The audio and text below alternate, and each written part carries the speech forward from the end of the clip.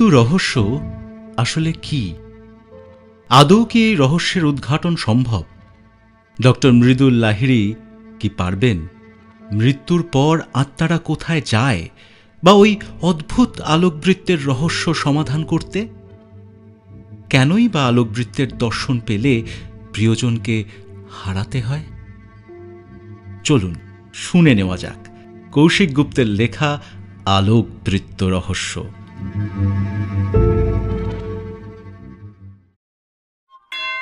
গল্প বৈঠক। তাদের ছোট্ট পাহাড়ি গ্রাম ছাড়িয়ে উত্তরে আরও কয়েক কিলোমিটার চড়াইতে উঠলে একটা দারুণ সুন্দর সমতল উপত্যকা পড়ে। শীতের সময় এখানে এমন বরফ ঢাকা থাকে, দেখলে মনে হয় যেন সাদা বরফের চাদর বিছিয়ে দিয়েছে কেউ। চারিদিকের গাছপালাগুলো পুরু বরফের আস্তরণে ঢাকা পড়ে যায়। কিন্তু বছরের অন্য সময় এখানে গরু, ছাগল, ভেড়া, ইয়াক এইসব চড়ে বেড়ায়। এখানকার কচি ঘাস তারা খাদ্য হিসেবে গ্রহণ করে। এখানে দাঁড়িয়েই দূরে, অনেক দূরে মানাসলু বা কুটাং পাহাড়ের শৃঙ্গটি পরিষ্কার দেখা যায়, যদি আকাশ পরিষ্কার থাকে। আশেপাশে আরও অনেকগুলো শৃঙ্গ আছে, কিন্তু সেগুলোর মধ্যে মানাসলুর উচ্চতাই সবচেয়ে বেশি। মানাসলু কথাটার অর্থ নাকি আত্মা। তেজু এটা তার বাবার কাছ থেকে শুনেছে। ওর বাবা ওকে আরও বলেছে ওটা নাকি পৃথিবীর অষ্টম উচ্চতম শৃঙ্গ, যার উচ্চতা ৮,১৬৩ ফুট। এই উচ্চতাটা ঠিক কতটা তা ছোট্ট তেজু ঠিক আন্দাজ করতে পারে না, তবে সেটা যে ঢের উঁচু এটা সে বুঝতে পারে। তার বাবা অনেকবার ওই শৃঙ্গে চড়েছে, কারণ তার বাবা সুনীল পেশায় একজন মাউন্টেন গাইড। পৃথিবীর বিভিন্ন দেশ থেকে প্রচুর পর্যটক আসে সারা বছর ধরে। তেজুর বাবা তাই বছরের বেশিরভাগ সময় বাড়ির বাইরেই থাকে। তবে যখন বাড়ি আসে তখন তাদের জন্য, মানে তেজু আর তার দিদির জন্য কত রকমের যে গিফট নিয়ে আসে তা বলে শেষ করার মতো নয়। খুব আনন্দ তখন তেজুর। এছাড়াও উপরি পাওনা হিসেবে ওই পাহাড় চড়ার কত রকমের গল্প শোনায় তার বাবা। তেজু অবাক হয়ে শোনে সেসব গল্প। তারও ইচ্ছে সে বড় হয়ে বাবার মতো গাইড হবে, মানাসলু পাহাড়ের শৃঙ্গে উঠবে। ওই শৃঙ্গ সব সময় বরফে ঢাকা থাকে। সে যখন ভোরবেলা ভেড়া চড়াতে বেরোয়, তখন সূর্যের আলো পড়ে পাহাড়ের ওই শৃঙ্গ যে কত রকমের বর্ণ দেখায় তা সত্যি অবাক করে দেওয়ার মতো। ওর আশেপাশের শৃঙ্গগুলো বরফাবৃত থাকে, আর সকালের আলোয় সেগুলোতেও রঙের খেলা দেখা যায়। তবে মানাসলুর ব্যাপারটাই আলাদা। সেটা যা রঙের খেলা দেখায় তার কাছে বাকিগুলো কিছুই নয়। তার ভাবতেই অবাক লাগে, অত উঁচু শৃঙ্গে লোকজন, এমনকি তার বাবাও উঠে পড়ে। তবে সে এটাও জানে যে কোনো লোকের পক্ষে অত উঁচু শৃঙ্গে ওঠা সম্ভব নয়। তেজুর বয়স এখন 10। সে বাবাকে বলে রেখেছে, পাহাড় চড়াটা তুমি আমার শিখিয়ে দেবে বাবা? তুই আর একটু বড় হলে শিখিয়ে দেব। তেজু গ্রামের স্কুলে ক্লাস 4-এ পড়ে। ওর দিদি পড়ে ক্লাস 8-এ, তবে তাকে অন্য গ্রামে যেতে হয়। সেটা তাদের গ্রাম থেকে অনেকটা নিচে অবস্থিত। তাদের গ্রামটাই মানাসলু যাওয়ার এই রুটের শেষ গ্রাম। আসলে মানাসলু যাওয়ার অনেকগুলো রুট আছে। তাদের গ্রাম পেরিয়ে আরও ওপরে গেলে একটা মনাস্ট্রি আছে শুধু। সেখানে কিছু বৌদ্ধ সন্ন্যাসী থাকেন। তারা সচরাচর মনাস্ট্রির বাইরে বেরোন না, আর কারোর সাথে তেমন কথাও বলেন না। ওখানে প্রবেশ করাও সহজ নয়। ওই মনাস্ট্রির পর আর কোনো লোকবসতি নেই। তেজু আজ পর্যন্ত ওই মনাস্ট্রি পর্যন্তই গেছে। গ্রামে তেজুর বেশ কিছু বন্ধু আছে, তবে তেজুর সবচেয়ে প্রিয় বন্ধু হলো তার প্রিয় পোষ্য কুকুর হীরা। তেজু যতক্ষণ স্কুলে থাকে সেই সময়টুকু ছাড়া বাকি সব সময় হীরা তেজুর সাথে থাকে। এমনকি ঘুমের সময়ও হীরা তেজুর সাথে ঘুমোয়। ভোরবেলা যখন তেজু ভেড়াগুলোকে চড়াতে নিয়ে যায়, তখন হীরা ওর পিছু নেয়। আবার দুপুরে যখন সে ওগুলোকে আনতে যায়, তখনও হীরাও ওর পিছু পিছু ছোটে। আজকে অনেক দিন বাদে তার বাবা বাড়ি ফিরেছে, তাই তেজু আর তার দিদি স্কুলে যায়নি। সারা দুপুর বাবার কাছে পাহাড় চড়ার বিভিন্ন গল্প শুনেছে। এবারে যারা পাহাড় চড়তে এসেছিল তারা জার্মানি না কোথা থেকে এসেছিল, বহু দূরের দেশ। বাবার কাছে গল্প শুনতে শুনতে তেজুর খেয়ালই নেই যে বেলা গড়িয়ে গেছে অনেকটা। সকালে যে ভেড়াগুলোকে সে চড়তে দিয়ে এসেছিল সেগুলোকে আনা হয়নি এখনো। পাহাড়ি অঞ্চলে ঝুপ করে সন্ধে নেমে যায়। তেজুর মা মনে করিয়ে দিতেই সে ছুট লাগায়। হীরাও তার পিছু নেয়। ভেড়াগুলোকে নিয়ে তেজু যখন বাড়ির দিকে রওনা দিয়েছে, তখন হীরা হঠাৎ করে ঘেউ ঘেউ করতে শুরু করে আর অস্থির হয়ে লাফালাফি করতে থাকে। তেজু তাকে চুপ করতে বললেও সে চুপ করে না, বরং আরো বেশি করে চিৎকার করতে থাকে। হীরার এমন অদ্ভুত আচরণ তেজু এর আগে কখনো দেখেনি। সে একটু হতবাকি হয়ে যায়। তেজু লক্ষ্য করে হীরার চোখের দৃষ্টিটাও বেশ অস্থির। লাফাতে লাফাতে হঠাৎ করেই হীরা ছুট লাগায় চড়াই ধরে মনাস্ট্রির দিকে, যে পথটা তাদের গ্রামের পথের ঠিক বিপরীত দিকে। হীরাকে এমন করতে দেখে তেজু প্রথম কয়েক মুহূর্ত কিংকর্তব্য বিমূঢ়ের মতো দাঁড়িয়ে থাকে। তারপর ভেড়ার পালকে ফেলে রেখে সেও ছুটতে শুরু করে হীরার পিছন পিছন। হীরা পাগলের মতো ছুটতে ছুটতে মনাস্ট্রি পেরিয়ে আরো এগিয়ে যেতে থাকে। তেজুর ডাকে সে পাত্তাই দেয় না। এর আগে এরকমটি কখনো ঘটেনি। তেজু যেহেতু এর আগে কোনোদিন মনাস্ট্রি পেরোয়নি, তাই তার একটু ভয় লাগে। এদিকে সন্ধেও নামবে নামবে, কিন্তু তার প্রাণের টুকরো হীরা যে ছুটেই চলেছে সমানে, থামতেই চাইছে না। হীরা যে কেন এমন করছে সেটাই বুঝতে পারে না সে। মনাস্ট্রি পেরিয়ে আরো বেশ কিছুটা উঠলে শুরু হচ্ছে পাইনের ঘন জঙ্গল। সে জঙ্গল বেশিরভাগ সময় কুয়াশাচ্ছন্ন থাকে। সেখানে নাকি অনেক হিংস্র জন্তু জানোয়ারও থাকে। হীরা ওই জঙ্গলের দিকে ছুটতে থাকে। তেজু চিৎকার করতে থাকে, হীরা ফিরে আয়, ওদিকে যাস না, এক্ষুনি অন্ধকার নেমে যাবে। অন্য সময় হীরা ওর এক ডাকে ওর কাছে ছুটে আসে, কিন্তু আজকে যে কি হলো হীরা তার কোনো কথাই শুনছে না যে। ফলে হীরার পেছন পেছন তাকেও ছুটতে হচ্ছে। হীরা ছুটতে ছুটতে গিয়ে থামে রোডোডেনড্রনের জঙ্গলের সামনে। জঙ্গলের দিকে তাকিয়ে সে ঘেউ ঘেউ করতে থাকে আর অস্থিরভাবে আস্ফালন করতে থাকে, যেন জঙ্গলের মধ্যে কিছু দেখেছে সে। একটু পরেই অন্ধকার নেমে যাবে। হিমেল হাওয়া বইতে শুরু করেছে, যা হাড়েও কাঁপুনি ধরিয়ে দেয়। তাও এখন মে মাস। হীরার পিছনে ছুটতে ছুটতে তেজুও এসে দাঁড়ায় তার পাশে। এত ছোটা সে কোনো দিন ছোটেনি। হাঁফিয়ে তার দফা রফা। ঝুঁকে গিয়ে একটু দম নেওয়ার চেষ্টা করে সে। দম নিতে নিতে বলে, এত পাগলের মতো দৌড় করাচ্ছিস কেন হীরা? জান বেরিয়ে যাবে যে। হীরার কোনো হেলদোল নেই। সে ওই জঙ্গলের দিকে তাকিয়ে চিৎকার আর লাফালাফি করতে থাকে। তেজু মাটিতে বসে হীরার মাথায় হাত বুলিয়ে ওকে থামাবার চেষ্টা করে।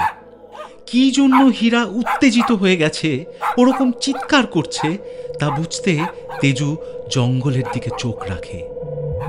আর যা দেখে তাতে সে অবাক হয়ে যায়।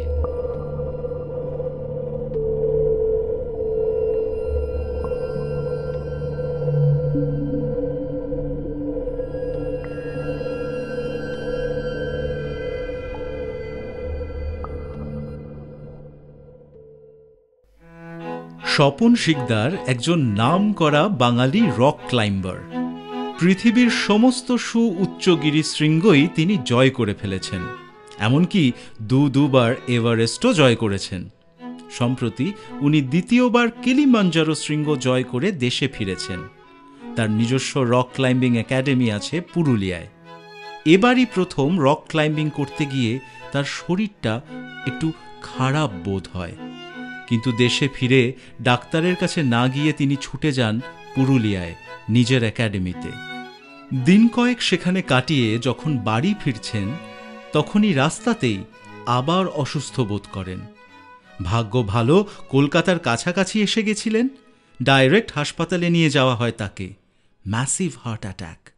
দিন 15 ভর্তি ছিলেন সেখানে, জমে মানুষের টানাটানি চলে তাকে নিয়ে ওই 15 দিন। কিন্তু বহু চেষ্টার পরেও সুস্থ হয়ে বাড়ি ফেরা হলো না তার। ইহলোক ত্যাগ করলেন উনি, রেখে গেলেন তার স্ত্রী, এক পুত্র আর এক কন্যাকে। তার মৃত্যুর খবর দ্রুত ছড়িয়ে পড়ল সোশ্যাল মিডিয়াতে। নিউজ পেপারগুলো তার মৃত্যুর খবরটা ফ্রন্ট পেজে ছোট করে ছাপল।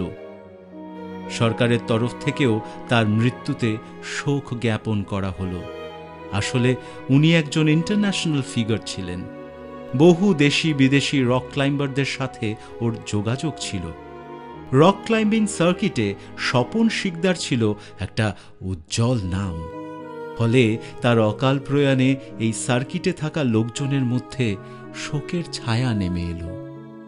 এই ক্রিকেট সর্বস্ব ভারতে একজন রক ক্লাইম্বারের মৃত্যুতে সরকারের তরফ থেকে শোক জ্ঞাপন করা হচ্ছে, এটাই তার পক্ষে একটা বিশাল অ্যাচিভমেন্ট। নিজের প্রতি একটু যত্নশীল হলে এই 50 বছরেই তার জীবনে ইতি পড়ত না হয়তো। কিন্তু অদৃষ্টের লিখন কে কবে আটকাতে পেরেছে?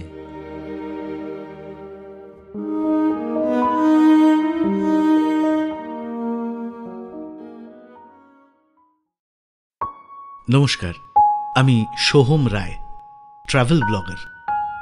বছর 6 হলো এই লাইনে আছি। তার আগে একটা মাঝারি মানের কোম্পানিতে চাকরি করতাম, কিন্তু ট্রাভেল করতে আমি চিরকালই ভালোবাসি বলে যখন দেখলাম ইউটিউব বলে একটা প্ল্যাটফর্ম খুলেছে, সেখানে ট্রাভেল ব্লগ বানাতে শুরু করলাম। ট্রাভেল ব্লগ বানিয়ে প্রচুর রোজগারেরও সুযোগ এসে গেল, আর তার সাথে ট্রাভেলিং তো আছেই। ফলে আমিও আস্তে আস্তে ওই দিকেই পুরোপুরি শিফট করতে শুরু করলাম। ঠিক করোনার একটু আগে আগেই আমি চাকরিটা ছেড়ে দিয়ে এটাকেই নেশা আর পেশা হিসেবে বেছে নিলাম। মা বাবা দুজনেই একটু গাঁইগুঁই করেছিল ঠিকই, কিন্তু ওদেরকে ম্যানেজ করে নিয়েছিলাম। কিন্তু তারপর চলে এলো করোনার মতো মহামারী। ওই সময়টা খুব খারাপ গেছিল, বিশেষ করে আমার মতো ট্রাভেল ব্লগারদের ক্ষেত্রে। চাকরিটা নেহাত ছেড়ে দিয়েছিলাম নিজেই, না হলে করোনার টাইমে এমনিতেই চাকরিটা চলে যেত। বছর 1.5 প্রায় ঘরবন্দি ছিলাম। কিন্তু তারপর আস্তে আস্তে আবার যখন সব স্বাভাবিক হতে শুরু করলো, তখন আবার ফুল দমে নেমে পড়লাম ভ্লগিংয়ে। এতদিন ঘরবন্দি থেকে ভ্রমণ পাগল বাঙালি যেন অস্থির হয়ে উঠেছিল। তাই নিজেরা তো পাগলের মতো ভ্রমণ শুরু করলোই, উপরন্তু অন্যের ভ্রমণ সংক্রান্ত ভিডিওও পাগলের মতো দেখতে শুরু করলো। চ্যানেলের ভিউয়ার বাড়তে বাড়তে আমার রোজগারও বাড়তে শুরু করলো। এর মধ্যেই 2-1টা বিদেশ ট্যুরও করে ফেলেছি। বিদেশ মানে বাংলাদেশ, ভুটান, নেপাল, শ্রীলঙ্কা, এগুলো। চ্যানেলটা মোটামুটি ভালোই গ্রো করেছে এতদিনে। 2 মিলিয়ন মতো সাবস্ক্রাইবার হয়ে গেছে। প্রচুর অ্যাড আর প্রমোশন তো পাচ্ছি, এর সাথে প্রচুর স্পন্সরও পাচ্ছি। একটা বাংলা চ্যানেল থেকে এর থেকে বেশি আর কি আশা করা যায়? বাংলায় যতগুলো ট্রাভেল ব্লগিং চ্যানেল আছে সেগুলোর মধ্যে আমারটাই মোটামুটি ভাবে এখন সেরা বলা যায়। বছরের শেষে ঠিকঠাক ইনকাম হচ্ছে এখন। বাড়ি থেকে বিয়ের চাপও আসছে। নেক্সট ইয়ার বা তার পরের বছর বিয়েটা করেই নিতে হবে। সবকিছু গুছিয়ে নিতে আরেকটু সময় লাগবে। মেয়ে দেখাই আছে, দেবলীনা। একই কলেজে পড়তাম, আমার থেকে 1 বছরের ছোট। বাড়িতে ওর আসা যাওয়া আছে নিয়মিত। ওর সাথে প্রায় 8 বছরের সম্পর্ক। দুজনেই দুজনকে রন্ধ্রে রন্ধ্রে চিনি। আমার বাবা মার যখন একসাথে করোনা হয়, তখন ও না থাকলে যে কি অবস্থা হতো কে জানে। ওই সব কিছু সামলে নিয়েছিল সেই সময়, পুরোপুরি বিপত্তারিণী হয়ে। খুব স্মার্ট মেয়ে ও, আমার থেকে একটু বেশি স্মার্ট। অন্তত মা বাবা তো তাই বলে। ওরও ঘোরার নেশা আছে, ফলে বিয়ের পর খুব একটা অসুবিধা হবে না। তবে ট্রাভেল ভ্লগ করতে গিয়ে আমি যেটা বুঝেছি যে কাজটা কিন্তু যথেষ্ট কঠিন এবং বেশি বয়স পর্যন্ত এটা টানাও যাবে না। ভালোবেসে ঘোরা আর ঘুরে ভ্লগ বানিয়ে সেখান থেকে রোজগার করার মধ্যে অনেক পার্থক্য আছে। এক্ষেত্রে পরিবার পরিজনের জন্য একদম সময় দেয়া যায় না। যখন আমি শ্রীলঙ্কায় ছিলাম তখন বাবার একবার হার্ট অ্যাটাক হয়। আমি একমাত্র ছেলে, ফলে মা ওই সময় খুবই বিপদে পড়ে। ট্রাভেলে কাটছাঁট করে ফিরতেও তো বেশ কিছুদিন সময় লেগেছিল। দেবলীনাই সব কিছু সামলেছিল সেই সময়। ও না থাকলে বাবা হয়তো... যাই হোক, বাবা সুস্থ শরীরে ফিরে এসেছিল। দেবলীনাকে বলেছিলাম, তুমি বারবার বিপত্তারিণী হয়ে যেভাবে আমার পরিবারকে রক্ষা করছো, তোমার ঋণ যে কিভাবে চোকাবো কে জানে।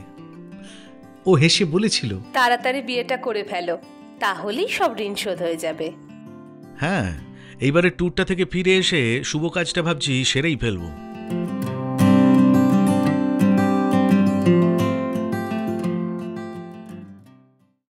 বিয়েতে বিশাল খরচ আছে। একটা বড় স্পন্সর পেয়েছি, ভাবছি দুবাইটা কভার করব। এই লাইনে এতদিন থেকে বুঝেছি লোকজন একটু বিলাসিতা আর প্রাচুর্যতা দেখতেই পছন্দ করে। হয়তো জীবনে যেটা করে ওঠা সম্ভব নয় সেটা অন্যকে করতে দেখে অদ্ভুত সুখানুভূতি পায়। যাই হোক, দুবাইটা করতে পারলে চ্যানেলটা যে আরও বড় হবে সে বিষয়ে কোনো সন্দেহ নেই। রোজগারও ভালোই হবে মনে হচ্ছে। তাই এখন দুবাই ট্যুরটার জন্যই একটু ব্যস্ত আছি। একটা বড় ট্যুরের আগে প্রচুর পড়াশোনা, হোমওয়ার্ক করতে হয়। তাছাড়া স্পন্সরদের সাথেও বসতে হবে অনেকবার। যথেষ্ট ব্যয়বহুল ট্রাভেল এটা। এই সময় হঠাৎ একদিন মোবাইলে একটা কল এলো। নম্বরটা অচেনা। ফোন তুলে হ্যালো বলতেই, আপনি মিস্টার সোহম বলছেন তো? হ্যাঁ বলছি। আমি ডক্টর মৃদুল লাহিড়ী বলছি। হয়তো আমাকে চিনবে না। কিন্তু এই নামটা আমার কাছে শোনা। ওনার আর্টিকেল আমি নিউজ পেপারে পড়েছি অনেকবার। উনি এদেশের একজন নামকরা নিউরোসায়েন্টিস্ট। আসলে আমার তোমাকে একটু প্রয়োজন। আচ্ছা, তুমি আমার থেকে বয়সে অনেক ছোট, তাই তোমাকে তুমি করেই বলছি। তোমার অসুবিধে নেই তো? না না স্যার, আমার কোনো অসুবিধে নেই। তুমি যদি আমাকে একটু সময় দাও খুব ভালো হয়। এত বড় একজন নিউরোসায়েন্টিস্টের আমাকে যে কি কারণে দরকার পড়ল আমি ঠিক বুঝে উঠতে পারলাম না। তাই বললাম, তাহলে কখন দেখা করব স্যার? আজ সন্ধ্যায় টাইম হবে তোমার? যদিও এখন একটু ব্যস্ততা চলছে আমার, তবে সন্ধ্যের দিকটা তুলনামূলকভাবে ফাঁকাই থাকছি। আর এত বড় একজন লোকের যখন আমাকে দরকার, তখন ফাঁকা না থাকলেও ফাঁকা করে নিতে হবে, সে যেভাবেই হোক। আমি বললাম, না স্যার, ফাঁকাই আছি, কোনো অসুবিধে নেই। তাহলে 6টার দিকে চলে এসো আমার বাড়িতে। আমি তোমার জন্য গাড়ি পাঠিয়ে দেব। গাড়ি পাঠাতে হবে না স্যার, আপনি ঠিকানাটা বলে দিন, আমি 6টার মধ্যে চলে আসব। না না, তা বললে কি হয়? তুমি আমার প্রয়োজনে আসছো, তুমি আমার অতিথি, তাই কোনো কথা নয়। 6টার মধ্যে রেডি থাকবে, আমি গাড়ি পাঠিয়ে দেব। ওকে, এখন তাহলে রাখছি, সন্ধেবেলা দেখা হচ্ছে। আমি আর না করতে পারলাম না, বললাম, ওকে স্যার। ফোনটা রাখার পর একটু চিন্তা করতে বসলাম, এত বড় নিউরোসায়েন্টিস্টের সত্যি আমার মতো ট্রাভেল ব্লগারকে কি কারণে প্রয়োজন। কিন্তু কিছুই ভেবে উঠতে পারলাম না। এখন সন্ধে অবধি অপেক্ষা করা ছাড়া আর কোনো গতিও নেই।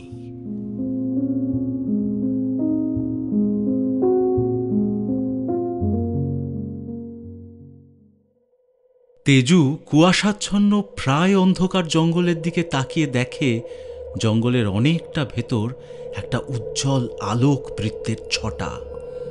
ঘন কুয়াশা ভেদ করে যেন সেটি উদিত হয়েছে। অমন আলো সে কোনো দিন দেখেনি। সে আলোয় মিশে আছে সূর্যের 7টি রং, কিন্তু সূর্য তো ডুবে গেছে। আর এই আলোটা সূর্যের আলোর মতো মোটেই নয়, সম্পূর্ণ অন্য ধারার জিনিস। এটা অদ্ভুত, রহস্যময়। এই জিনিস মানুষ দ্বারা সৃষ্ট কোনো আলো নয়। আর এই সময় এখানে মানুষ কোথায়? এই আলো একেবারেই অন্যরকম, চারপাশে দেখা আলোর থেকে আলাদা। অদ্ভুত রকমের একটা বৃত্তাকার আলোকিত অংশ, সেখান থেকে বিভিন্ন বর্ণের আলো বিচ্ছুরিত হচ্ছে। আলোকবৃত্তটা যেন ধীরে ধীরে পাক খাচ্ছে।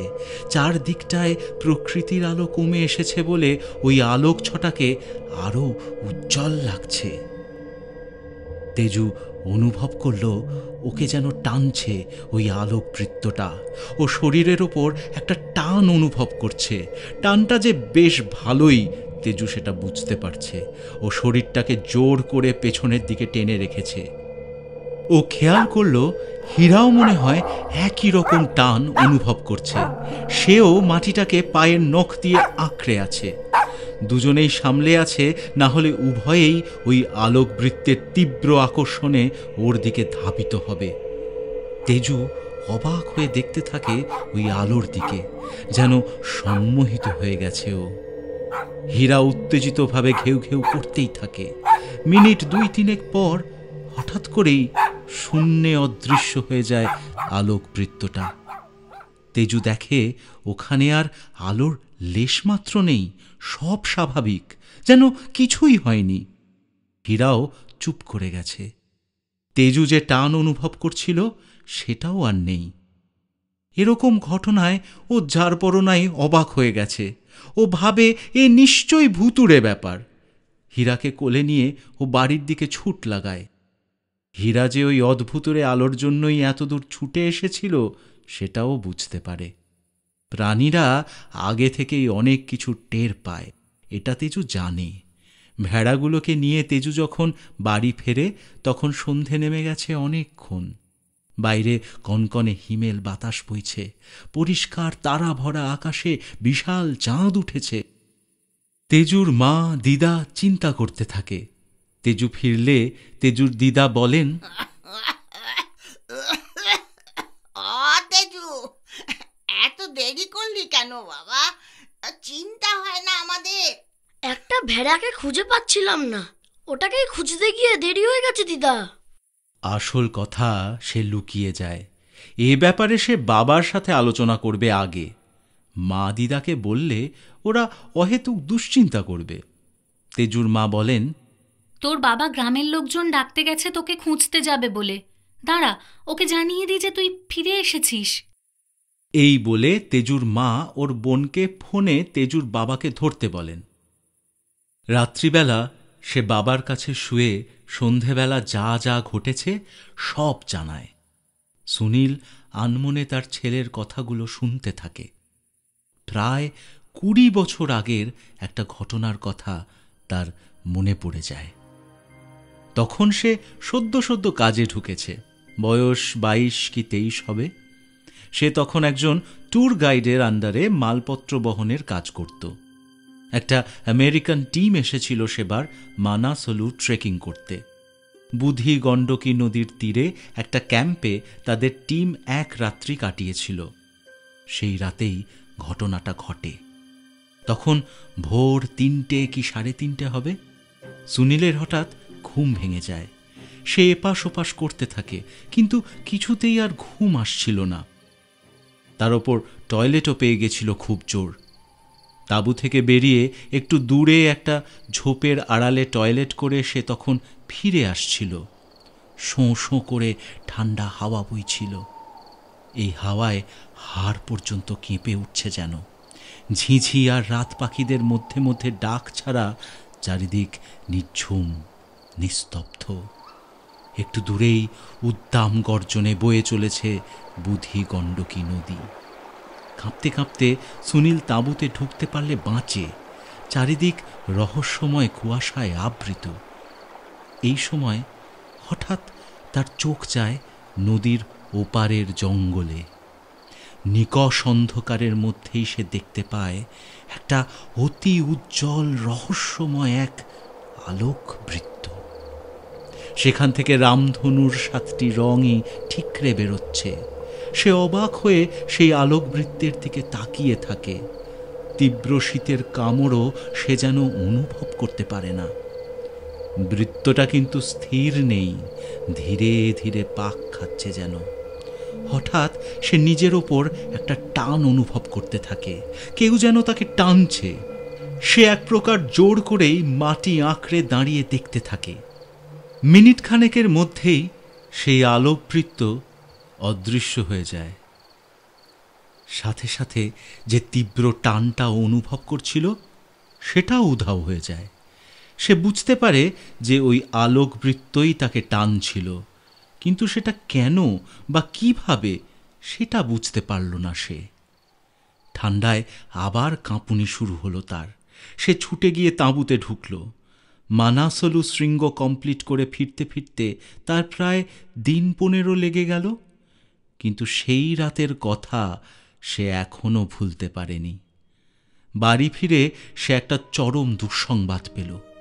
প্রায় দিন 14 আগে তার বাবা গত হয়েছেন।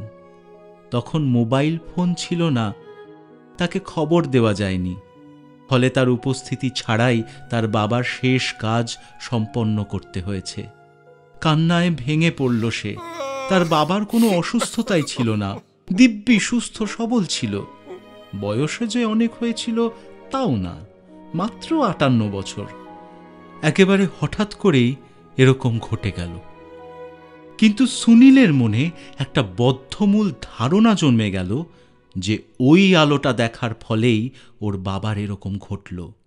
ওর ধারণাটা যে একেবারে ভুল নয় সেটা সে বুঝেছিল যখন সে আরও 2-1 জনের কাছে খোঁজ খবর করে জানল যাদের ক্ষেত্রেই ওই আলো দেখার ঘটনাটা ঘটেছে তাদের প্রত্যেকের ক্ষেত্রেই একজন করে নিকট আত্মীয়র মৃত্যু ঘটেছে। সে অনেক চেষ্টা করেছিল ওই আলোকবৃত্তের রহস্য জানতে। ওই মনস্ট্রিতেও অনেক কষ্টে সে গেছিল, কারণ ওর মনে হয়েছিল বৌদ্ধ ভিক্ষুরা কিছু জানলেও জানতে পারেন। কিন্তু সেখানে গিয়েও কোনো লাভ হয়নি। ওই আলোর রহস্য রহস্যই থেকে গেছে। ভগবানের কৃপায় সে আর কোনোদিন ওই আলো দেখেনি।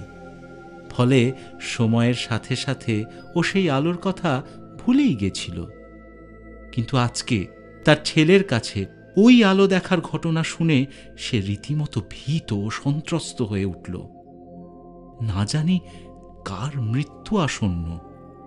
সে ছেলেকে এই ঘটনাটা কাউকে জানাতে বারণ করে, আর ওই জঙ্গলের দিকেও যেতে বারণ করে।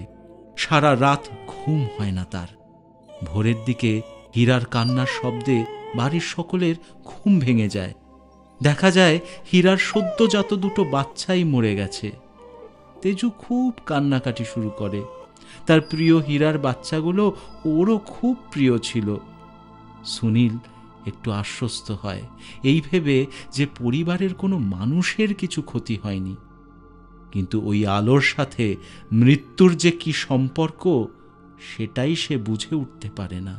মনে মনে ঠাকুরের কাছে প্রার্থনা করে তাকে বা তার পরিবারের কাউকে যেন ওই আলো কোনো দিনও দেখতে না হয়।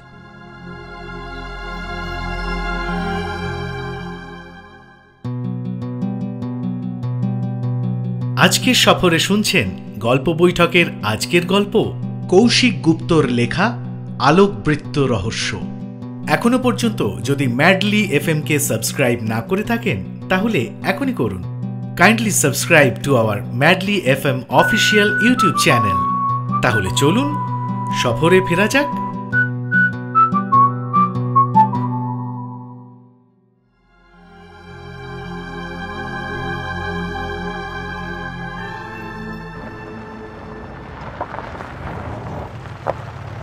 ডট 6টায় একটা BMW এসে দাঁড়ালো বাড়ির সামনে।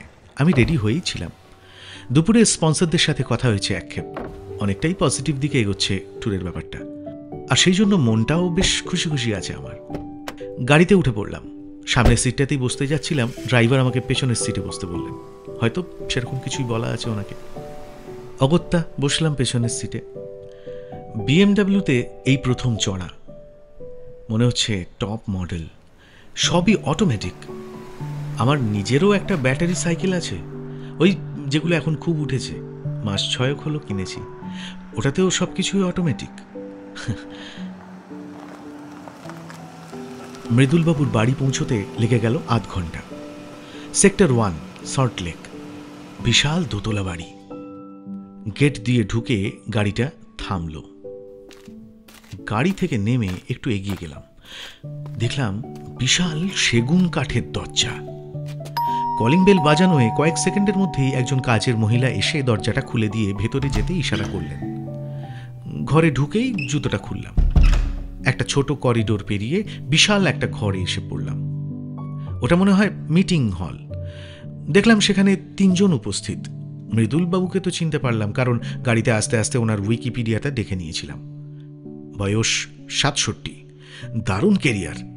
কতগুলো যে বিদেশি ডিগ্রি নিয়ে বসে আছেন তারই হত্যা নেই। পদ্মশ্রীও পেয়েছেন দেখলাম। ব্রেন টেন নিয়ে রিসার্চ করেন। পার্সোনাল লাইফটাও দেখছিলাম গাড়িতে আস্তে আস্তে। দেখলাম এক ছেলে, এক মেয়ে। ওনার স্ত্রী মনে হয় বছর 3 আগে মারা গেছেন, যদি উইকিপিডিয়াতে কিছু ভুল না থাকে। মৃদুলবাবু এগিয়ে এসে আমার সাথে হ্যান্ডশেক করলেন। এসো এসো সোহম, তোমার জন্য ওয়েট করছিলাম, বসো এখানে। এই বলে উনি সোফার একদিকে ইশারা করে আমাকে বসতে বললেন। হ্যাঁ, এবার ওনার বর্ণনায় আসি একটু।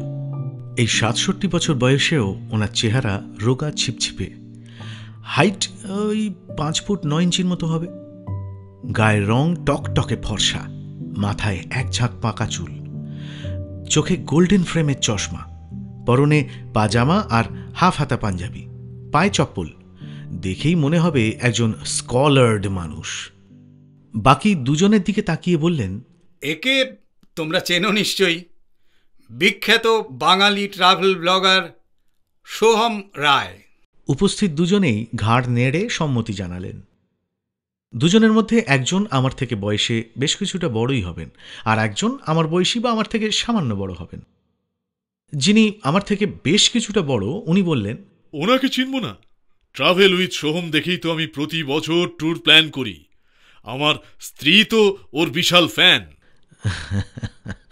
নিজেকে বেশ কেউকেটা মনে হলো। এবার মৃদুলবাবু দুজনের পরিচয় আমাকে দিলেন। যিনি আমার থেকে বেশ কিছুটা বড় বলে মনে হয়েছিল, উনি হলেন সঞ্জীব মজুমদার, একজন সাইকোলজিস্ট, কোনো এক কলেজের প্রফেসর। আরেকজন হলেন নির্ঝর দত্ত। এর বয়স মনে হচ্ছে 37-38 হবে। ইনি একজন ফিজিসিস্ট, কলকাতার এক নামকরা ইনস্টিটিউটের সায়েন্টিস্ট। নির্ঝরবাবু বললেন ওনার মাও নাকি আমার ভ্লগ দেখতে খুব ভালোবাসেন। পরিচয় পর্ব শেষ হওয়ার সাথে সাথে একজন কাজের লোক সবার জন্য চা জলখাবার নিয়ে এলো।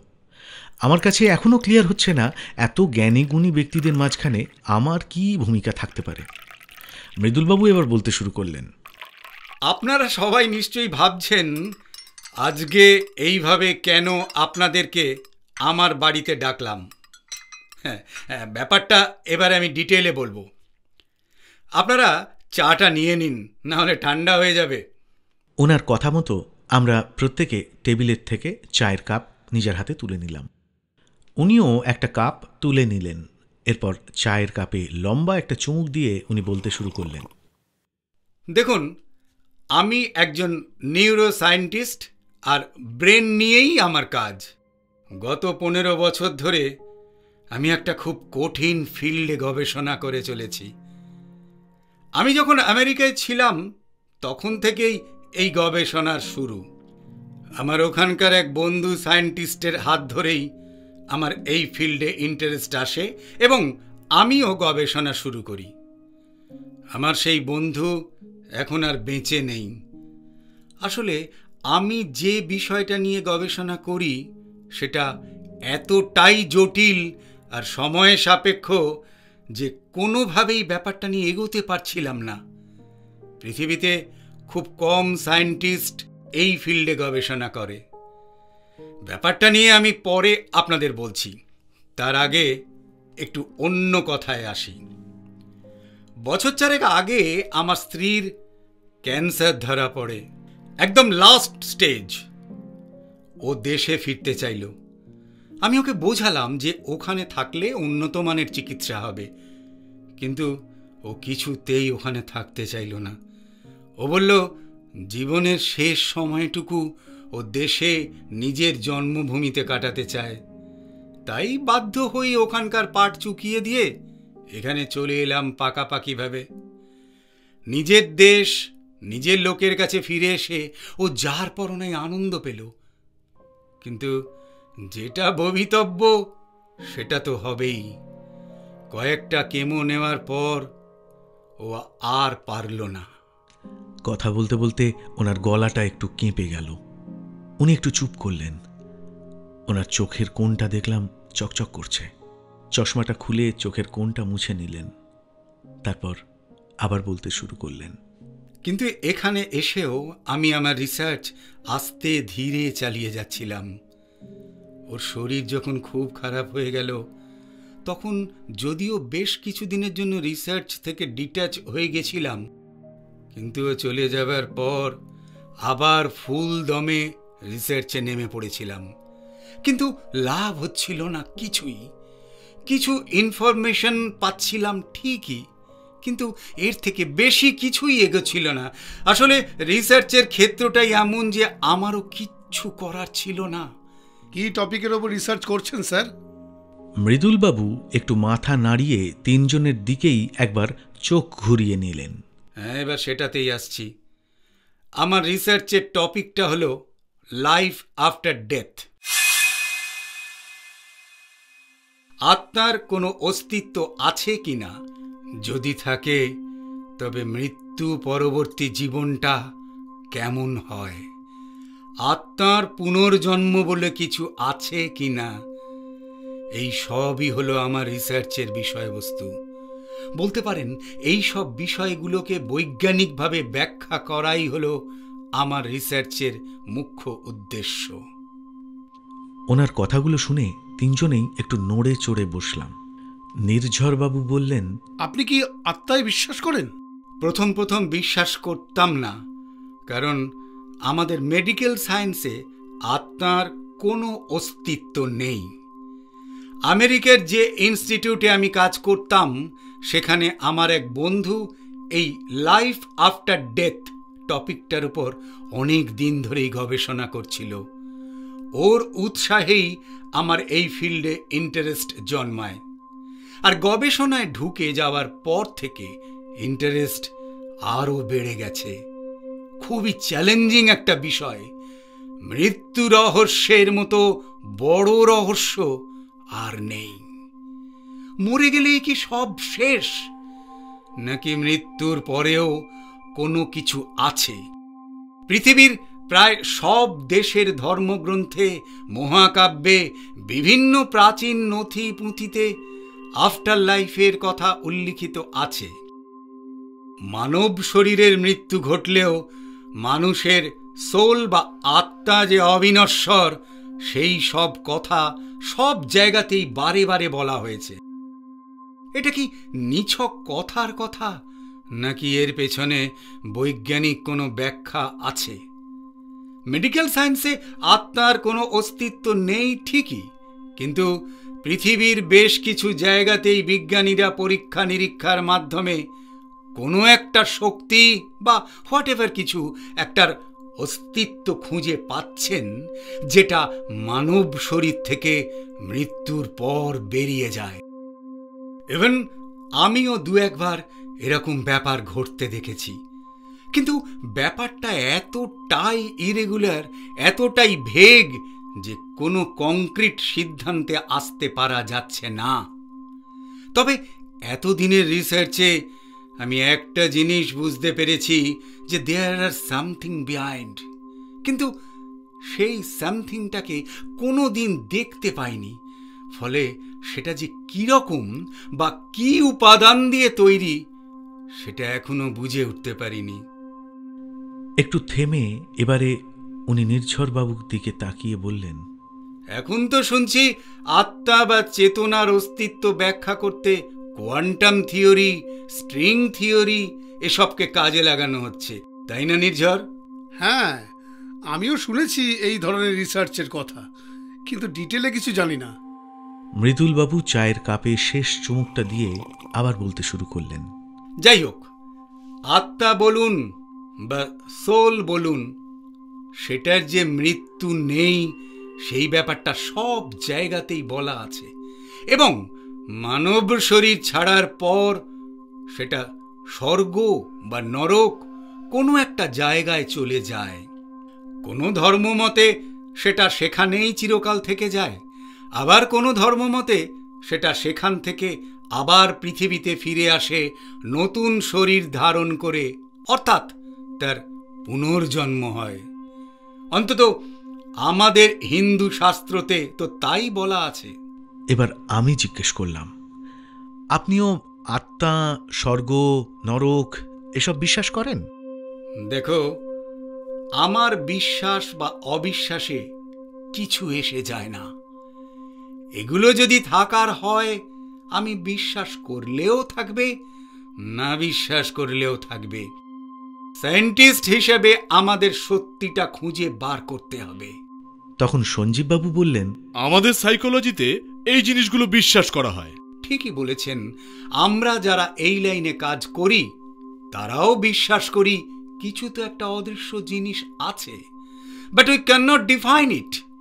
আমি আমার কথা বলছি, প্রায় 1000-এর ওপর মৃত্যুর দোরগোড়া থেকে ফিরে আসা মানুষের বয়ান পর্যালোচনা করে যেটা আমি বুঝেছি সেটা হলো, মৃত্যুর পর অনেকেই নিজেদের শরীরকে শুয়ে থাকতে দেখেছে। কেউ কেউ তাদের কাছের মানুষকে দেখেছে যারা মৃত।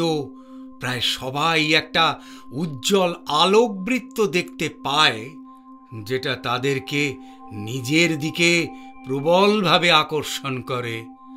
অনেকেই আবার দেখে একটা টানেলের মধ্যে দিয়ে তারা এগিয়ে চলেছে, যার ওপারে কিছু একটা আছে। এই শেষের দুটো ঘটনা সকলের বয়ানে কমন।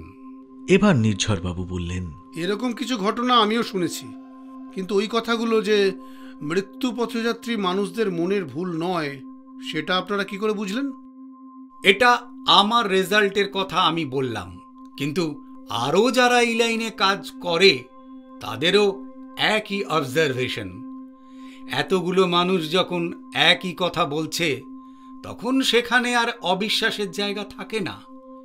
এছাড়াও পরীক্ষা করে দেখা গেছে এই কথাগুলো তারা তাদের কনসাসনেসেই বলে। এই সব পরীক্ষার গভীরে আর ঢুকছি না। এবার আমি মোদ্দা কথায় আসি। আমরা যারা এই লাইনে কাজ করি তারা এতদিন পর্যন্ত যা রেজাল্ট পেয়েছে সেগুলো সব কালেক্ট করে বিশ্লেষণ করে আমি একটা জিনিস বুঝতে পেরেছি যে 100% মৃত্যুপথযাত্রী মানুষ একটা আলোকবৃত্ত দেখতে পায়, যেটা তাদের প্রবলভাবে টানতে থাকে।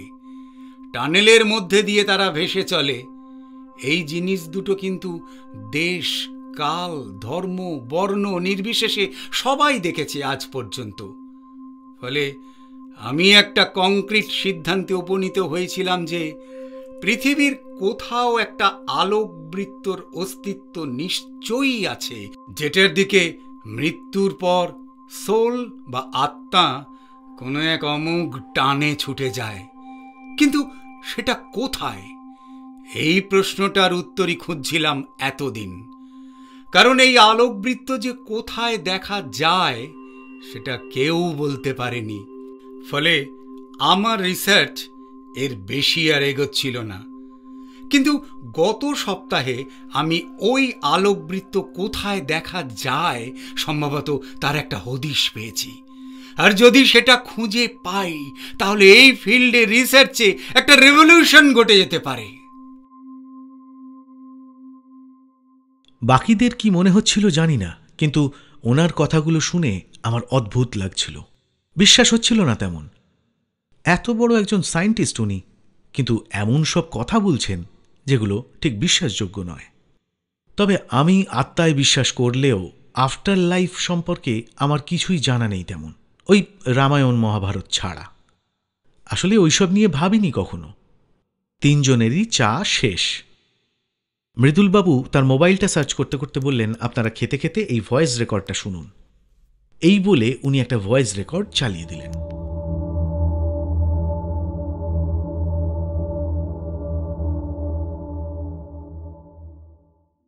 গত 20 বছর ধরে সুনীল যখনই সুযোগ হয়েছে সেই আলোকবৃত্ত সম্পর্কে যতটা সম্ভব খোঁজ খবর করার চেষ্টা করেছে। তাদের গ্রামের বয়স্ক লোকজনের সাথে কথা বলেছে, অন্যান্য গাইডদের সাথে কথা বলেছে, অনেক লোকাল লোকজনের সাথেও কথা বলেছে, এমনকি মনস্ট্রির বৌদ্ধ ভিক্ষুদের সাথেও কথা বলেছে।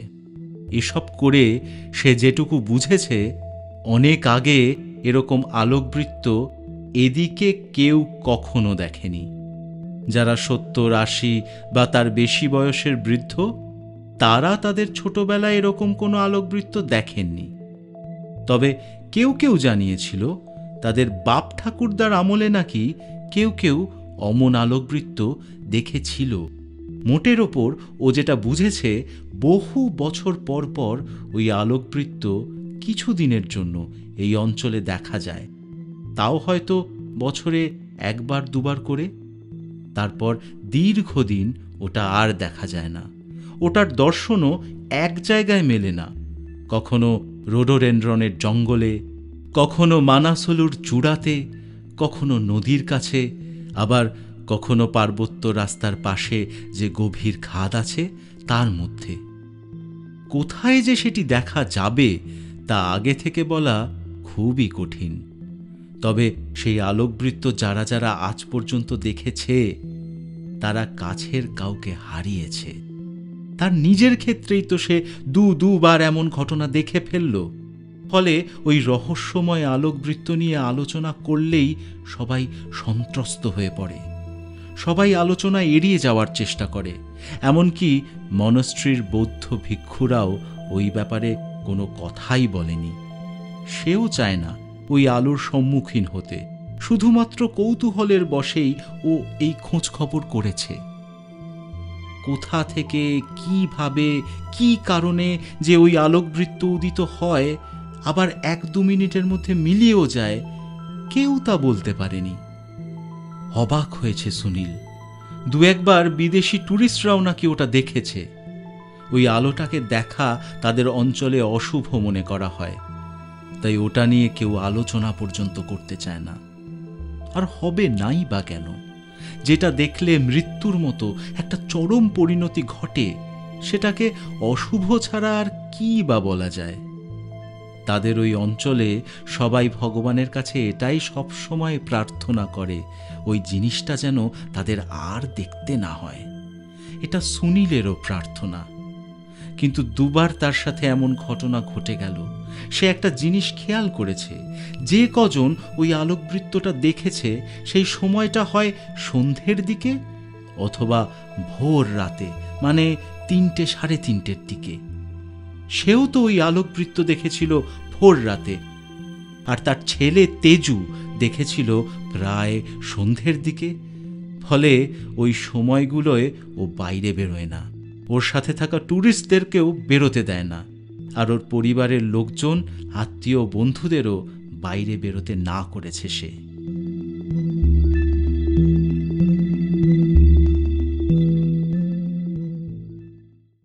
ঘিয়ে ভাজা সিঙাড়া খেতে খেতে 3জনেই ভয়েস রেকর্ডটা শুনলাম।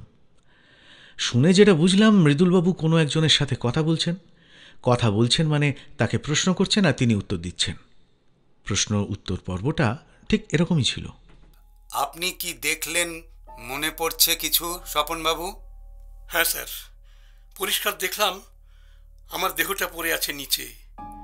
আমি যেন হাওয়ায় ভাসছি, হালকা লাগছে খুব। আশেপাশে অনেকগুলো বেড, আর তাতে মানুষ বসে আছে, শুয়ে আছে। ডাক্তার, নার্স, সবাইকে আমি দেখতে পাচ্ছি, কিন্তু আমাকে কেউ দেখতে পাচ্ছে না, বা আমার অস্তিত্বটাও টের পাচ্ছে না কেউ। আমার মনে পড়ল বিভূতিভূষণের লেখা দেবযানের যামিনীর কথা। বুঝলাম আমার ভবলীলা সাঙ্গ হয়েছে। কষ্ট হলো, কিন্তু কি আর করব, মা ছেলে বউকে দেখতে ইচ্ছে করলো খুব। আর ইচ্ছা হওয়ার সাথে সাথেই দেখলাম আমার মা খাটে বসে শাড়ির খুঁট দিয়ে চোখ মুছছে। আমার স্ত্রী বলছে, ওর কিছু হবে না মা, ও ঠিক হাসপাতাল থেকে ফিরে আসবে। দুঃখ হলো খুব, ওদের সাথে ইহ জগতে আর দেখা হবে না। শেষবারের মতো দেখে নিলাম। পাশের ঘরে গেলাম, ছেলেটা দেখলাম ঘুমোচ্ছে। হাত বোলালাম ওর গায়ে, না, ও কিছুই টের পেল না, আর না আমি কিছু অনুভব করতে পারলাম। শেষবারের জন্য দেখে নিলাম ওকে। আমাকে কেউ যেন টানছে প্রবলভাবে। আমি সেই টানে ভেসে চললাম। কিছুক্ষণ ভেসে চললাম মাঠ ঘাট, গ্রাম শহর, পাহাড় নদী অতিক্রম করে চলতে লাগলাম সে অদৃশ্য টানের প্রভাবে। কিছুক্ষণ পর একটা পার্বত্য উপত্যকার উপর পৌঁছলাম। ওখানে কিছু ভেড়া ছাগল ঘুরে বেড়াচ্ছে। দূরে একটা পর্বতের চূড়া দেখা যাচ্ছে। তখন সূর্য ডোবার সময়। সূর্যরশ্মির ছটায় পাহাড়ের শোভা যে কি অপূর্ব লাগছে। এ শোভা আমি আগে দেখেছি, আর ওই পর্বতের চূড়াতেও আমি আগে গেছি। খারাপ লাগলো এই ভেবে যে আর কখনো পর্বত অভিযান করা হবে না। আমার উপর তখন প্রবল টান। উপত্যকা অতিক্রম করে আমি আরো উপরে উঠতে লাগলাম। একটা মনাস্ট্রি পেরিয়ে কিছু দূর যেতেই একটা পাইন গাছের ঘন জঙ্গল দেখতে পেলাম। কুয়াশাচ্ছন্ন সে জঙ্গল বড়ই রহস্যময়, আর সেখানেই আমার উপর প্রবল টানের একটা উৎস খুঁজে পেলাম। দেখলাম অপূর্ব এক আলোকবৃত্ত ঘন কুয়াশার উপর যেন ফুটে উঠেছে। বৃত্তটা ধীরে ধীরে পাক খাচ্ছে, তার থেকে রামধনুর 7টা রং করে ঠিকরে বেরিয়ে আসছে। বুঝলাম ওটাই আমাকে এতক্ষণ ধরে টানছে। আমি বিপুল বেগে ওটার দিকে ভেসে চলেছি। একটা ঘেউ ঘেউ শব্দ ভেসে এলো। এক মুহূর্তের জন্য দেখলাম একটা কুকুর আর একটা বাচ্চাকে জঙ্গলের বাইরে। তারা ওই আলোক ছটার দিকেই তাকিয়েছিল। পর মুহূর্তেই আমি সেই আলোক ছটার মধ্যে প্রবেশ করলাম। একটু জল খাবেন? স্বপনবাবু মনে হয় হ্যাঁ বললেন, তারপর জল খেলেন। এর পরের কথা আর মনে আছে কিছু আপনার? হ্যাঁ স্যার, মনে আছে। ওই বৃত্তে প্রবেশ করতেই দেখলাম অন্ধকার, নিকষ অন্ধকার। কিছুই দেখা যাচ্ছে না সেখানে। শুধু বুঝতে পারলাম মারাত্মক গতিতে সেই অন্ধকারের মধ্যে দিয়ে ভেসে চলেছি। কতক্ষণ ভেসে চললাম জানি না। একসময় সেই অন্ধকারটা হালকা হতে লাগলো। দূরে বিন্দুর মতো একটা আলো দেখতে পেলাম। সেই আলোক বিন্দু ক্রমাগত বড় হতে লাগলো। বুঝলাম ওখানেই অন্ধকারের শেষ। আমি এগোতে লাগলাম সেই অন্ধকার টানেলের পথ ধরে। বাইরে মনে হলো অন্য কোনো এক জগৎ আমার জন্য অপেক্ষা করছে। আর সেখানে যে আলো দেখতে পেলাম সে আলোর বর্ণ অদ্ভুত। এমন আলো আমি পৃথিবীতে কখনো দেখিনি। ভাবলাম পরলোকে চলে এসেছি। যখন টানেলের শেষ প্রান্তে চলে এসেছি তখন এক ঝটকায় সব অন্ধকার হয়ে গেল। যখন চোখের আলো ফিরে এলো তখন দেখলাম ডাক্তার নার্স বসে আছে আমার সামনে।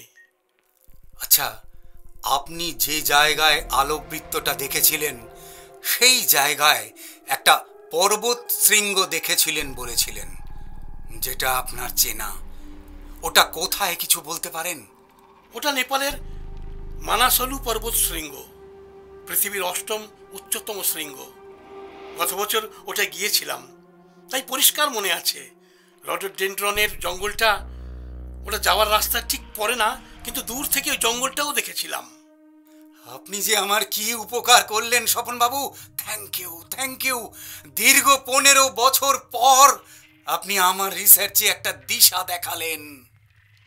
স্বপনবাবু একটু অবাক স্বরে বললেন, কিভাবে স্যার? আর বেশি কষ্ট এখন আপনাকে দেব না। আপনি রেস্ট নিন, সুস্থ হয়ে উঠুন, সব জানাবো আপনাকে।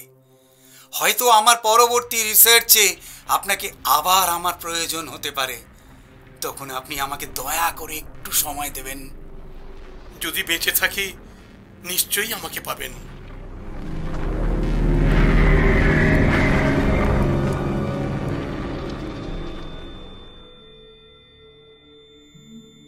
আপনারা স্বপন শিকদারের নাম নিশ্চয়ই শুনেছেন। বিখ্যাত বাঙালি রক ক্লাইম্বার। এটা উনিই ছিলেন। গত সপ্তাহে উনি মারা যান। যেদিন এই রেকর্ডিংটা হয় সেই দিন ভোর রাতেই উনি শেষ নিঃশ্বাস ত্যাগ করেন। কিন্তু যাওয়ার আগে উনি আমার রিসার্চে একটা বিরাট দিশা দিয়ে গেছেন। ওনার ঘটনাটা অদ্ভুত ছিল। রিসার্চের কাজেই আমি বেশ কিছু হসপিটালের সাথে যুক্ত। তারই একটাতে দিন কয়েক আগে উনি ম্যাসিভ হার্ট অ্যাটাক নিয়ে ভর্তি হন, আর আমারই এক বন্ধুর আন্ডারে ছিলেন। সাধারণত হার্ট ফাংশন বন্ধ হওয়ার পর 5 মিনিট ব্রেন অ্যাক্টিভ থাকে, তারপর ব্লাডের অভাবে ব্রেন ডেথ ঘটে, অর্থাৎ মানুষের অ্যাকচুয়াল মৃত্যু ঘটে। কিন্তু ওনার ক্ষেত্রে অদ্ভুতভাবে হার্ট বন্ধ হওয়ার 2 ঘন্টা পরে ওনার হার্ট আবার চলতে শুরু করে এবং ব্রেনও ঠিকঠাক ফাংশনিং করতে থাকে। এরকম ঘটনা মেডিকেল সায়েন্সে খুব বিরল, আর এরকম মানুষদেরই আমার প্রয়োজন। এরাই মৃত্যুর দোরগোড়া থেকে ফিরে আসা মানুষ। স্বপনবাবুর যেদিন এমন ঘটে সেই দিন আমি ভাগ্যক্রমে ওই হসপিটালেই ছিলাম। আমার বন্ধু আমাকে ঘটনাটা জানাতেই আমি ওনার কাছে চলে যাই আর এই তথ্যগুলো কালেক্ট করি। কিন্তু দুর্ভাগ্যবশত ওই দিন ভোর রাতেই ওনার কার্ডিয়াক অ্যাটাক হয়। ঘরে পিনড্রপ সাইলেন্স। সঞ্জীববাবু নীরবতা ভেঙে জিজ্ঞেস করলেন, হ্যাঁ, এখন তাহলে আপনি কোন পথে এগোবেন ভাবছেন, আর আমরাই বা আপনাকে কিভাবে সাহায্য করতে পারি? মৃদুলবাবু বললেন, গুড কোয়েশ্চেন। আসলে আমার পাখির চোখ ছিল ওই আলোকবৃত্ত, যেটার অস্তিত্ব সম্পর্কে আমি শিওর হয়ে গিয়েছিলাম অনেক আগেই। শুধুমাত্র ওটার অবস্থানটা যে কোথায় সেটাই বুঝতে পারছিলাম না এতদিন। স্বপনবাবুর কল্যাণে ওটার অবস্থান সম্পর্কে একটা সূত্র পাওয়া গেছে। এখন আমার প্রধান এবং একমাত্র কাজ হলো ওই আলোকবৃত্তকে খুঁজে বার করা এবং ওটার আসল রহস্য উদ্ঘাটন করা। তাই আমি ঠিক করেছি ওই আলোকবৃত্তর খোঁজে বেরোব, আর সেই জন্যই আমি আপনাদের সাহায্য প্রার্থী। আপনারা যদি আমার সঙ্গ দেন তাহলে আমি আপনাদের প্রতি বাধিত থাকব। পুরোটাই আপনাদের ইচ্ছার উপর নির্ভর করছে। মানাসলুর উচ্চতা 8000 মিটারের ওপরে। প্রফেশনাল ক্লাইম্বার ছাড়া অত উচ্চতায় যাওয়া সম্ভব নয়, কিন্তু আমরা যত দূর পর্যন্ত পারবো তত দূর পর্যন্তই ট্রেক করে যাব। যদি তার মধ্যেই ওই আলোকবৃত্ত খুঁজে পাই তবে সেটা আমার সৌভাগ্য। আর আপনারা সবাই যে ট্রেকিং করতে ভালোবাসেন সেটা আমি জানি, আর এই এক্সপিডিশনে যা খরচ হবে সব আমার। এবার আমি জিজ্ঞেস করলাম, আচ্ছা, স্বপনবাবু যে মন গড়া কিছু বলছেন না বা ভুলভাল কিছু দেখেননি, এটা আপনি বুঝছেন কি করে? দেখো, ওই রকম একটা সময় মন গড়া কিছু বলার কথা নয়। আর ভুলভাল দেখার মানে একটা হ্যালুসিনেশন জাতীয় কিছু হওয়ার চান্স থাকতো তখনই যখন উনি জীবিত থাকতেন, মানে ওনার ব্রেন ঠিকঠাক কাজ করত। কিন্তু ভেবে দেখো, ওনার হার্ট প্রায় 2 ঘন্টা বন্ধ ছিল, আর যদি 5 মিনিট বা ম্যাক্সিমাম 10 মিনিট ধরি তার মধ্যে ওনার ব্রেন ডেথ হয়ে গিয়েছিল। সুতরাং ব্রেন ফাংশনিং শুরু করার মাঝে অনেকটা টাইম উনি মৃতই ছিলেন ধরা যায়। তাই ওনার হ্যালুসিনেশন হওয়ার কোনো চান্স নেই। মৃত ব্রেনে হ্যালুসিনেশন হবে কিভাবে? নির্ঝরবাবু বললেন, স্যার আমি আপনার সাথে আছি। ওই আলোর বৃত্ত টানেলের মধ্যে আমি অন্য কিছু একটা ব্যাপার সাসপেক্ট করছি। সেটা যদি সত্যি হয় তাহলে সেটাও একটা যুগান্তকারী আবিষ্কার হবে স্যার। তুমি কি সাসপেক্ট করছো সেটা আমি কিছুটা হয়তো আন্দাজ করতে পারছি, কিন্তু এখন থাক, সেই নিয়ে পরে কখনো আলোচনা হবে। সঞ্জীববাবু মনে হলো একটু দ্বিধায় পড়ে গেছেন। উনি বললেন, এতে তো লাইফ রিস্কের একটা সম্ভাবনা আছে স্যার। হ্যাঁ, সেটা তো আছেই। যদি ওই আলোকবৃত্তের সন্ধান পাই তবে তার রহস্য উদ্ঘাটন তো আমাকে করতেই হবে। সেক্ষেত্রে কি ঘটতে পারে তা কেউ জানে না। সঞ্জীববাবু দেখলাম যথেষ্ট চিন্তায় পড়ে গেছেন। এমন একটা অভিযানে জড়াতে পারার লোভ সামলানো মুশকিল। আবার লাইফ রিস্কও আছে, ভেবে দ্বিধাগ্রস্ত হওয়াটাও স্বাভাবিক। মৃদুলবাবু ওনার মনের ব্যাপারটা বুঝলেন, বললেন, আপনার তাড়া নেই, বাড়িতে গিয়ে আগে ভাবুন, সবার সাথে আলোচনা করুন, তারপর ডিসিশন নিন। এবার উনি আমার দিকে তাকিয়ে বললেন, তোমার কি মত? আমিও যথেষ্ট দ্বিধায় পড়েছি। প্রথম থেকেই আমার এই ব্যাপারগুলো একটু আজগুবি লাগছিল।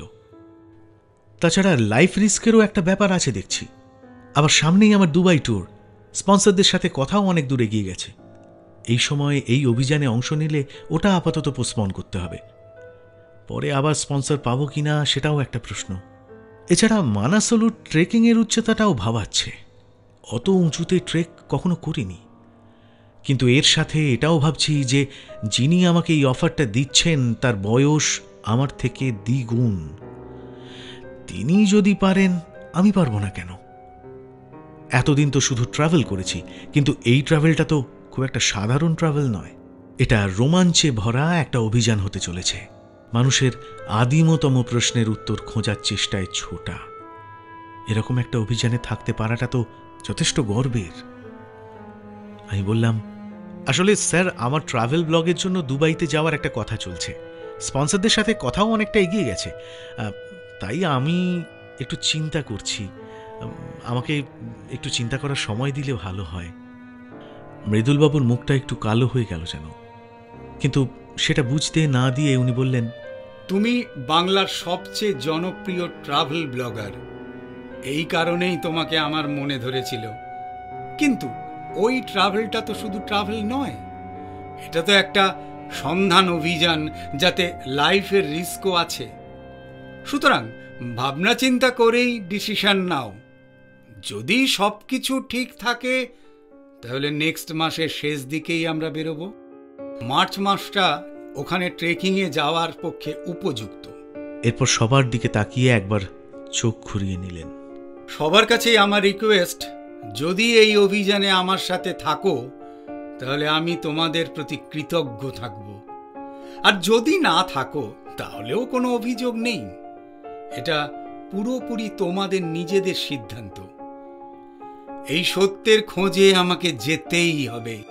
তোমরা তোমাদের সিদ্ধান্ত যদি 1 সপ্তাহের মধ্যে জানিয়ে দাও তাহলে খুব ভালো হয়। আর বিশেষ কিছু বলার নেই আমার। তোমাদের যদি কিছু বলার থাকে তো বলতে পারো।